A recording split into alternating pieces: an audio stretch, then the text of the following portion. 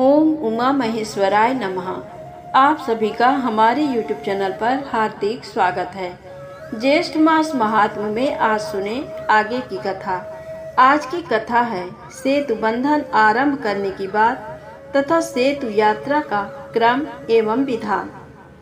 श्री सूत जी कहते हैं, मुनीश्वरों, जहाँ जानकी वल्लभ रघुकुल शिरोमणि श्री रामचंद्र जी ने 9 पत्थरों की स्थापना करके पहले पहल समुद्र में सेतु बांधा था, वहीं पर देवी पत्तन नामक नगर है।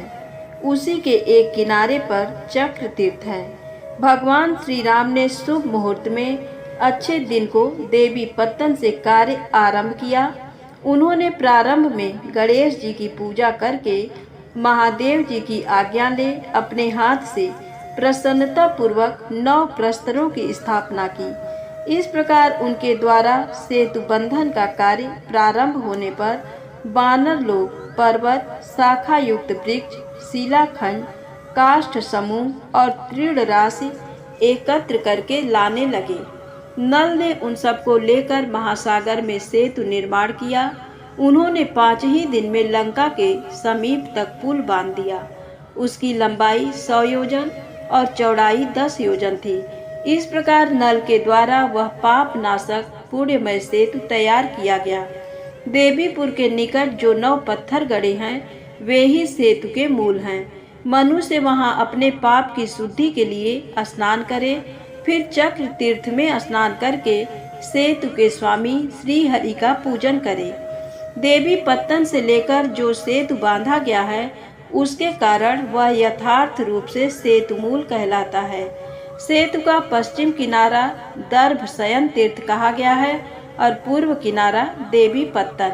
ये दोनों ही सेतु के मूल हैं। दोनों को ही परम पवित्र पुण्यजनक एवं पापनाशक कहा गया है। जो मनुष्य जिस मार्ग से जिस पूर्व या पश्चिम सेतु मूल को जाए, वे उसी मार्ग से उस मोक्षदायक सेतु मूल में स्नान करके फिर चक्र तीर्थ में स्नान करें। तत्पश्चात संकल्प पूर्वक सेतुबंध तीर्थ को जाएं। प्रसन्नता पूर्वक श्री रामचंद्र जी का हृदय में ध्यान करते हुए सबसे पहले सेतु को नमस्कार करें। श्री रघुवीर के चरण रखने से जिसकी धूल परम पवित्र हो गई है, जो 10 ग्रीव रावण के शिरश्छेद का एकमात्र हेतु है, उस सेतु को नमस्कार है। इस मंत्र से सेतु को साष्टांग प्रणाम करके परम शक्तिशाली बेताल बरद नामक तीर्थ को जाएं। जो मनुष्य चक्र तीर्थ के दक्षिण भाग में स्थित इस बेताल बरद नामक तीर्थ में कभी स्नान करते हैं, वे जीवन मुक्त होते हैं। यहाँ संकल्प पूर्वक स्नान करके पितरों को पिंड देना चाहिए। बेताल बरद में स्नान करने के पश्चात मनुष्य धीरे धीरे गंधमादन पर्वत को जाए। वह पर्वत समुद्र में सेतु के रूप में विद्यमान है। उस सेतु रूप गंधमादन पर्वत की इस प्रकार प्रार्थना करें। परम पुण्यमय गंधमादन पर्वत, तुम्हें सब देवता नमस्कार करते हैं। विष्णु आदि देवता भी तुम्हारा सेवन करते हैं। नग श्रेष्ठ, उसी तुम्हारे शिखर पर मैं पैरों से चलूंगा। मेरे चरणों से तुम्हारे ऊपर आघात होगा। मुझ पापात्मा के अपराध को कृपा पूर्वक क्षमा करो और तुम्हारे शिखर पर निवास करने वाले भगवान शंकर का मुझे दर्शन कराओ। इस प्रकार प्रार्थना करके उस श्रेष्ठ पर्वत पर धीरे धीरे पैर रखते हुए चलें। वहां समुद्र में स्नान करके गंधमादन पर्वत पर मनुष्य यदि सरसों भर भी पिंडदान करे तो उससे प्रलय काल तक पितर तृप्त रहते हैं। तत्पश्चात वहां सब तीर्थों में उत्तम जो पाप विनाशन नामक महातीर्थ है, उसका दर्शन करने के लिए जाएं। वहां पहुंचकर शरीर के मलों का नाश करने वाले उस तीर्थ में स्नान करें। वहां स्नान करने से मनुष्य वैकुंठ धाम में जाता है। श्री सूत जी कहते हैं, सब पापों का नाश करने वाले पापनाशन तीर्थ में स्नान करने के पश्चात मनुष्य यम नियम का पालन करते हुए सीता सरोवर में स्नान करने के लिए जाए। श्री रामचंद्र जी को अपने सतीत्व का विश्वास दिलाने के लिए जब जनक नंदिनी सीता ने संपूर्ण देवताओं के समीप प्रज्वलित अग्नि में प्रवेश किया और सब अंगों से सुशोभित एवं पवित्र रूप से वे उस अग्नि से बाहर निकली, तब लोक रक्षा के लिए उन्होंने अपने नाम से एक उत्तम तीर्थ निर्माण किया तथा स्वयं भी उसमें स्नान किया। इसलिए उस तीर्थ का नाम सीता सरोवर हुआ। उसमें जो मनुष्य स्नान करता है वह संपूर्ण कामनाओं को पाता है। विप्रवरों, उस तीर्थ में अवगाहन करके अनेक प्रकार के दान देकर एवं बहुत दक्षिणा वाले यज्ञों का अनुष्ठान करके मनुष्य परमेश्वर के परम धाम को जाता है। महापवित्र सीता कुंड में स्नान करके मनुष्य एकाग्र चित्त हो मंगल तीर्थ की यात्रा करे। वहाँ भगवान विष्णु की प्यारी पत्नी लक्ष्मी जी सदा निवास करती हैं।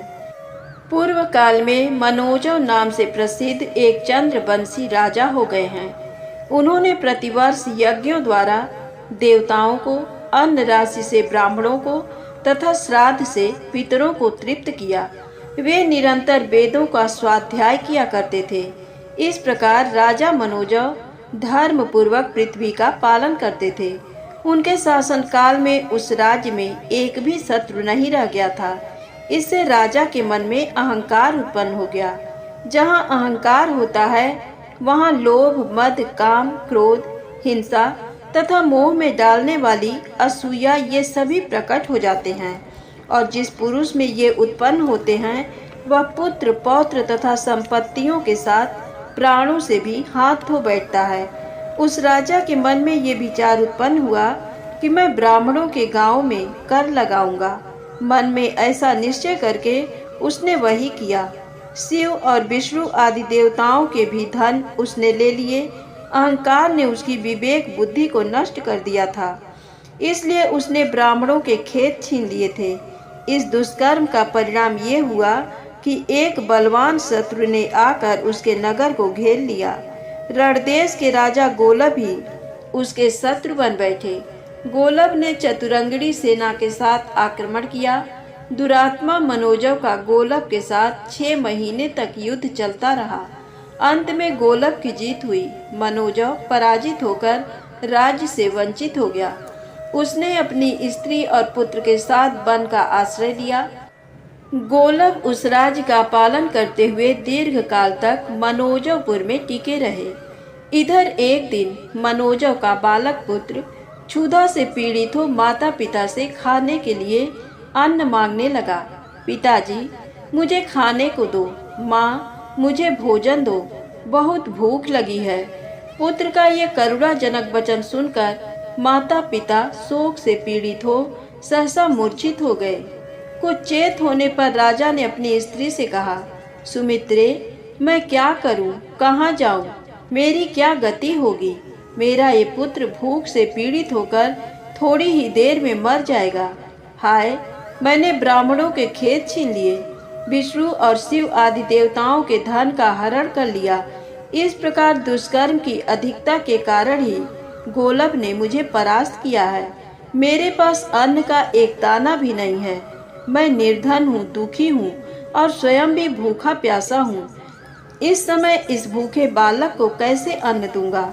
इस प्रकार विलाप करता हुआ राजा मनोजव अत्यंत खिन्न हो पृथ्वी पर गिर पड़ा और मूर्छित हो गया।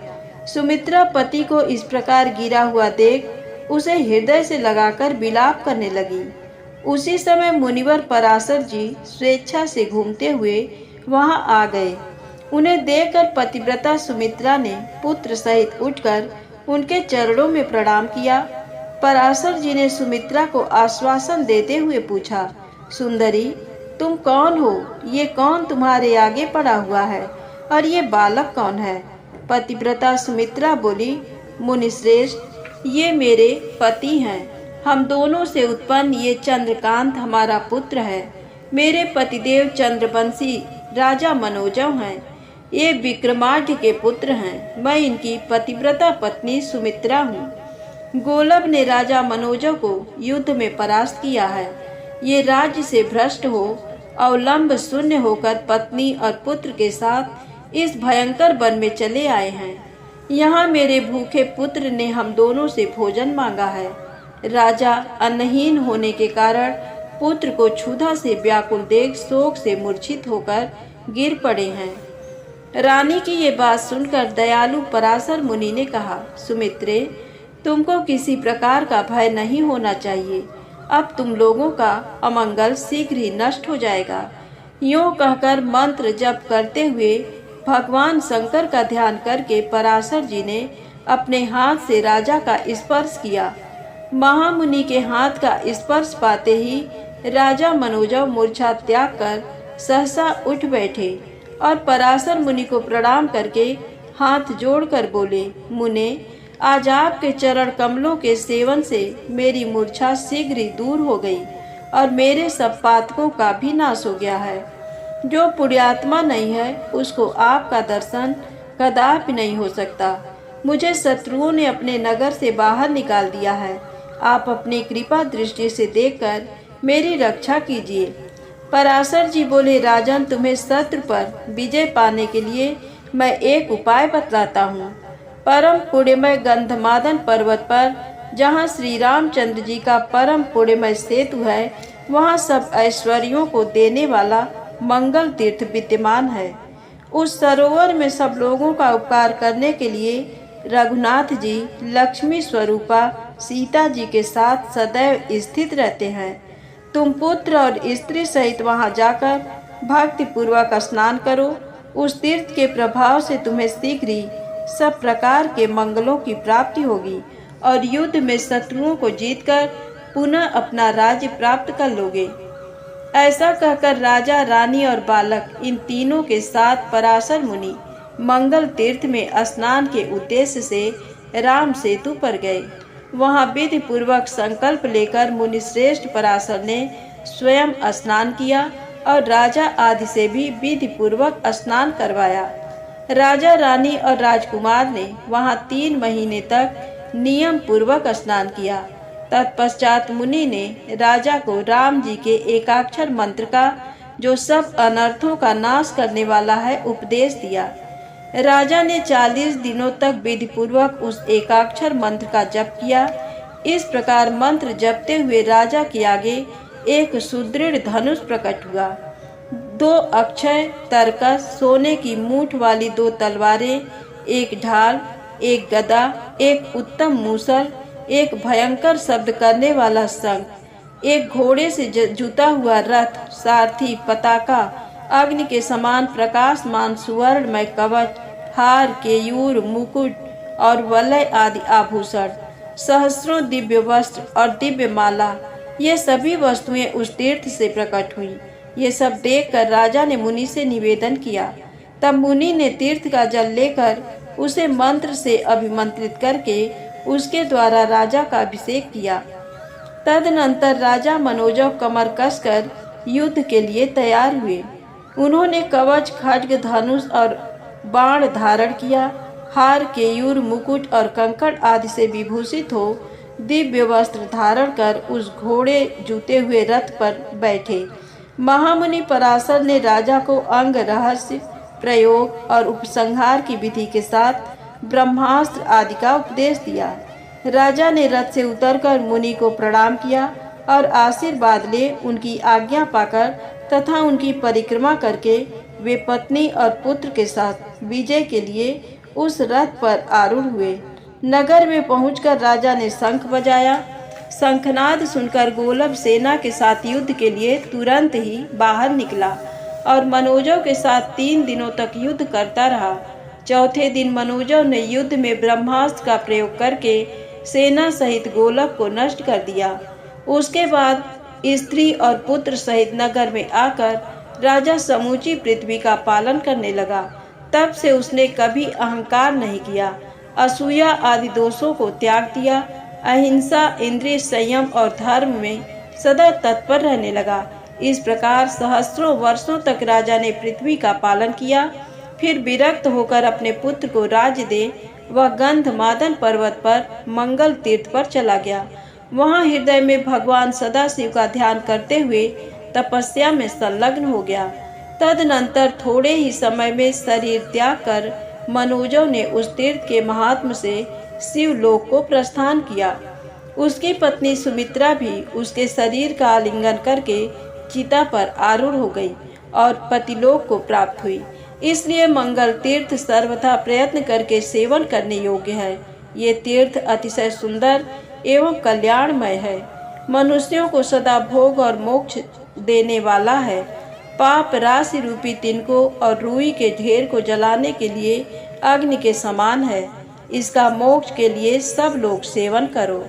धन्यवाद। प्रेम से बोलिए शंकर भगवान की जय। दोस्तों, यदि वीडियो पसंद आए तो कृपया मेरे चैनल को लाइक सब्सक्राइब करके मेरा सहयोग अवश्य करें। धन्यवाद। जय माता दी, जय भोलेनाथ।